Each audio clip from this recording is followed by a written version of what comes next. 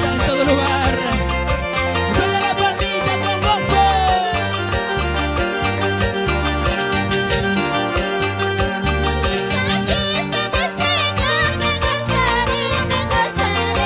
¡Vamos, le cantamos!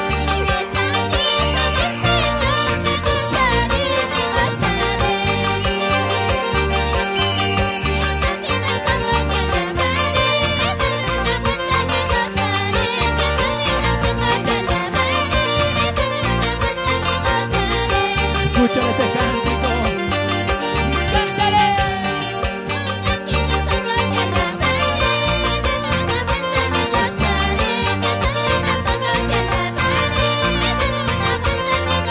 ¿Cómo se goza, mi hermano Joel Cóndor?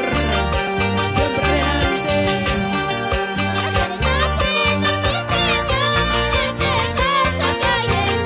Eleva tu voz y dile.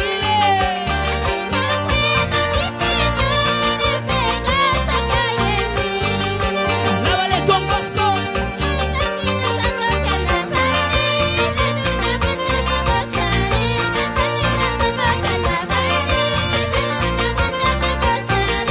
Porque Dios nos ha hecho libres para su alabanza.